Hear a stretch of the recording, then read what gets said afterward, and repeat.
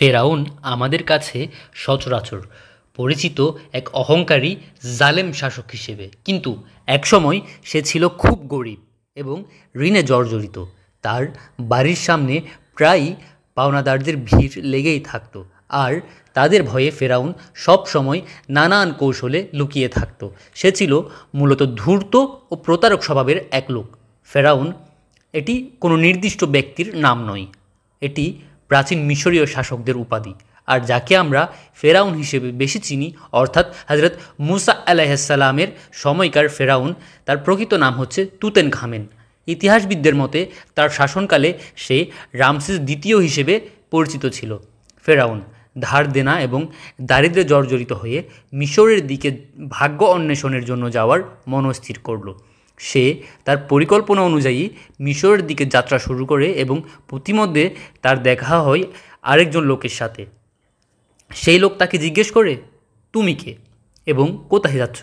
তখন ফেরাউন উত্তরে বলে, সে খুবই গরিব এবং সে শুনেছে মিশর অর্থনৈতিকভাবে খুবই সচ্ছল এবং সেখানে গেলে হয়তো তার ভাগ্য পরিবর্তন হতে পারে, তাই সে সেখানে যাচ্ছে। ওই লোকের কাছে ফেরাউন তার সম্পর্কে জানতে চাইলে সে বলে, আমার নাম হামান এবং আমিও তোমার মতো জীবিকার তাগিদে মিশরের দিকে যাচ্ছি। তারপর তারা একসঙ্গে চলতে শুরু করলো। তারা দীর্ঘ পথ হাঁটার কারণে খুব ক্লান্ত হয়ে পড়ে। এক পর্যায়ে তারা দেখতে পায় একজন লোক তার তরমুজ খেতে কাজ করছে। তারা সেখানে গেলে ওই লোক তাদের আহারের ব্যবস্থা করে। তিনি তাদের জিজ্ঞেস করলেন, তোমরা কারা? আগে তো কখনো দেখিনি তোমাদের। তখন ফেরাউন বলল, আমরা অনেক দূর থেকে এসেছি এখানে কাজের খোঁজে। তরমুজ ক্ষেতের মালিকও কাজের জন্য কয়েকজন লোক খুঁজছিলেন। তখন তিনি তাদেরকে বললেন, আমার ক্ষেতে কাজ করার জন্য কয়েকজন লোক দরকার, তোমরা চাইলে এখানে কাজ করতে পারো। তারা সাথে সাথে সেই প্রস্তাবে রাজি হয়ে যায়। সেদিন থেকেই তারা ওই তরমুজ খেতে কাজ করতে শুরু করে। তারা তরমুজগুলো বাজারে নিয়ে গিয়ে মালিকের নির্ধারণ করা দামের চেয়ে বেশি দামে বিক্রি করত, ফলে বেশি লাভ হতো এবং তারা উপার্জন করা সব টাকা মালিকের কাছে দিয়ে যেত। এতে তারা দুজনেই খুব সহজেই মালিকের আস্থাভাজন হয়ে ওঠে। একদিন ফেরাউন তার মালিককে বলল, আপনি তরমুজগুলো আমার কাছে পাইকারিতে বিক্রি করুন, এতে আপনার লাভ আরও বেশি হবে। মালিক তার কথায় রাজি হয়ে যায় এবং এরপর থেকে ফেরাউন নিজে তরমুজগুলো কিনে বাজারজাত করতে থাকে। অবশ্য কখনো কখনো সে মালিকের অগোচরে খেতে তরমুজ চুরিও করত। ধীরে ধীরে সে আর্থিকভাবে স্বাবলম্বী হতে শুরু করে। একদিন ফেরাউন তার বন্ধু হামানকে বলল, বন্ধু হামান, এভাবে আর কত? এরকম করে রোজগার করতে থাকলে তো আমরা জীবনে তেমন উন্নতি করতে পারবো না। হামান তার কথায় চুপ করে থাকলো। তখনই তাদের সামনে রাজার ঘোষক আসে ঘোষণা নিয়ে। ঘোষক বলতে থাকে, মিশরের প্রধান কবরস্থানের জন্য একজন পাহারাদার আবশ্যক। যে বা যারা এই চাকরিটি করতে আগ্রহী সে যেন মহামান্য ফেরাউন প্রথম রামেসিসের দরবারে গিয়ে যোগাযোগ করে। তখন ফেরাউনের চোখ আনন্দে ভরে যায়। সে হামানকে বলে, চলো আমরা যাই রাজার দরবারে। হামান তখন বলে, আমার মনে হয় না আমাদের যাওয়া উচিত, কেননা এই চাকরি পাওয়া আমাদের পক্ষে সম্ভব নয়। ফেরাউন বলল, না বন্ধু, যে কোনোভাবেই এই চাকরিটা পেতে হবে আমার, তুমি শুধু চলো আমার সাথে। তারপর তারা দুজন মিশরের রাজদরবারে গেল। রাজা তাদের দেখে জিজ্ঞেস করে, তোমরা কারা এবং এখানে কি কারণে এসছো? তখন ফেরাউন উত্তর দেয়, আমরা খুব গরিব ব্যক্তি, এসেছি অনেক দূর থেকে আপনার অনুগ্রহের আশায়। শুনেছি এখানকার কবরস্থানের জন্য আপনি একজন পাহারাদার নিয়োগ করবেন।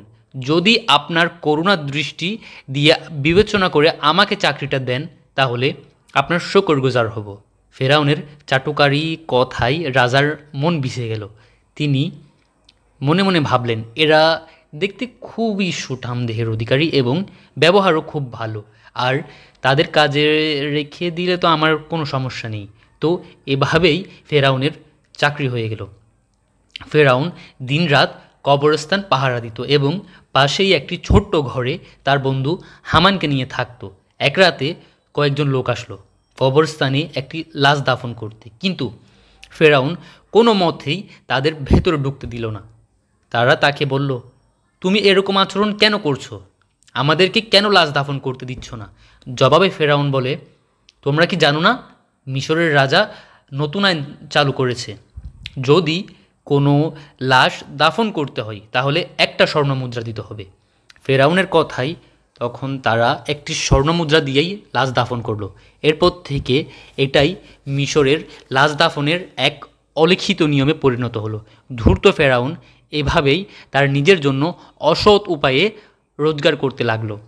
পরবর্তী সময়ে মিশরে আল্লাহর গজবে কলেরা ও বসন্ত রোগের প্রকোপ শুরু হয়। ফেরাউন তখন প্রচার করে, যদি কেউ মহামারী কলেরা বা বসন্ত রোগে মারা যায় তাহলে তার দাফনের জন্য 2টি করে স্বর্ণমুদ্রা দিতে হবে।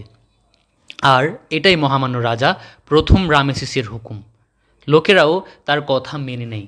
এসবের মাধ্যমে ফেরাউন অল্প দিনেই অনেক টাকার মালিক হয়ে যায়। একদিন সে তার আয় করা সব অর্থ বস্তায় ভরতে থাকে এবং হামানকে বলে, চলো এসব নিয়ে রাজার দরবারে যাই, এগুলো রাজাকে দিতে। তখন হামান বিস্মিত হয়ে বলে, বন্ধু তুমি কি পাগল হয়ে গেল? এতগুলো অর্থ কেন রাজাকে দিতে যাচ্ছ? তখন ফেরাউন হাসিমাখা কণ্ঠে বলে, আমার উদ্দেশ্য এই টাকাগুলোর চেয়েও অনেক উপরে। তুমি এখন তা বুঝবে না হামান, চলো আমার সাথে।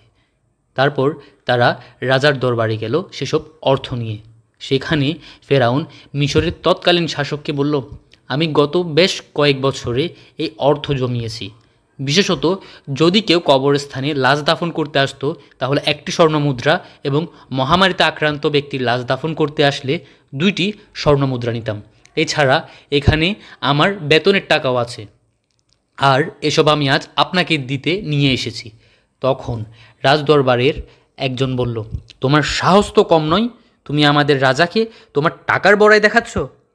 তখন ফেরাউন বলল, ক্ষমা করবেন, আমি রাজা ধীরাজের প্রতি কোনো অবজ্ঞা বা অসম্মান প্রদর্শনের উদ্দেশ্যে এসব আনিনি। প্রায় বিগত 2 বছর ধরে মিশরে মহামারী এবং দুর্ভিক্ষ লেগেই আছে। সাধারণ জনগণের আর্থিক সচ্ছলতা তেমন নেই বললেই চলে। আমি এই অর্থগুলো নিয়ে এসেছি যাতে মহামান্য রাজা এসব গ্রহণ করে এবং তার বিনিময়ে মিশরের সাধারণ মানুষের গত 2 বছরের খাজনা মাফ করে দেয়। রাজা তার এই কথা শুনে খুব খুশি হয় এবং সাধারণ মানুষের 2 বছরের খাজনা মাফ করে দেয়। ইতিমধ্যেই ফেরাউনের এই মহানুভবতার কথা মিশরের চারিদিকেই ছড়িয়ে পড়ে। সবাই বলতে থাকে কিভাবে একজন সাধারণ কবরস্থানের দারোয়ান তাদের হয়ে খাজনা আদায় করলো। সবার চোখে ফেরাউন তখন এক মহান হৃদয়বান মানুষ হিসেবে আলাদাভাবে পরিচিতি পেল। কিছুদিন পর বার্ধক্যজনিত কারণে মিশরের তৎকালীন শাসক রামসিস প্রথম মারা গেল। তার মৃত্যুর পর সবাই চিন্তায় পড়ে গেল এটা নিয়ে যে কে হবে তাদের পরবর্তী রাজা, দ্বিতীয় রামেসিস। এটা নিয়ে মিশরের রাজদরবারে একটা বৈঠকের আয়োজন করা হলো। সেখানে থাকা জ্ঞানী ব্যক্তিদের একজন বলল, এভাবে তো আর মিশরের রাজসিংহাসন খালি রাখা যায় না। আপনারা নিজেদের অভিমত দিন যে কে আমাদের পরবর্তী রাজা হওয়ার ক্ষেত্রে অধিকতর যোগ্য।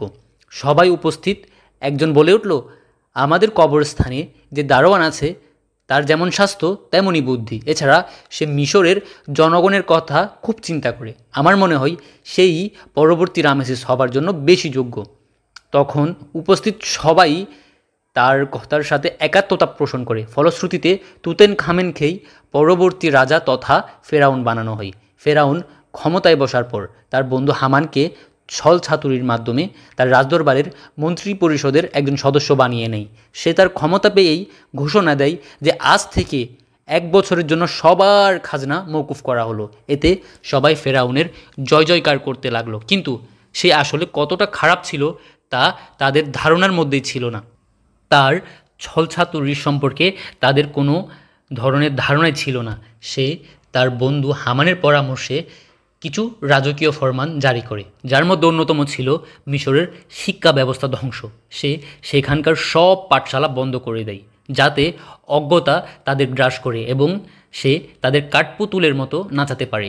ফেরাউন মিশরীয়দের মাঝে আদেশ দেয় যত দেবতার মূর্তি আছে সব ভেঙে ফেলতে এবং তার পরিবর্তে ফেরাউনের নিজের মূর্তি তৈরি করে সেগুলোর উপাসনা শুরু করতে।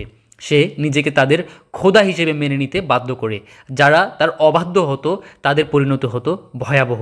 তার ভয়ে বেশিরভাগই তাকে খোদা হিসেবে মানতে শুরু করে এবং তার ইবাদত করা শুরু করে। শুরু হয় লুটরাজ, ব্যভিচার, জুলুম, ফিতনা ফাসাদের এক কালো অধ্যায়। এভাবেই মিশরের ক্ষমতার মসনদে বসে মিশরীয় এবং বনি ইসরায়েলের লোকদের উপর সে শুরু করে নির্মমতার এক কালো ইতিহাস। আল্লাহ সুবহানাল্লাহ তাআলা আমাদেরকে সকল ধরনের শিরকি এবং শয়তানের ওয়াসওয়াসা থেকে রক্ষা করুক, আমিন। আমাদের ভিডিওটি ভালো লাগলে তা লাইক, কমেন্ট এবং শেয়ার করুন। আর রোজ এরকম নতুন নতুন ইসলামিক সত্যি কাহিনীগুলো জানতে চাইলে আমাদের ইউটিউব চ্যানেলটি সাবস্ক্রাইব করুন এবং ফেসবুক পেজটি ফলো করুন। জাযাকাল্লাহু খায়র।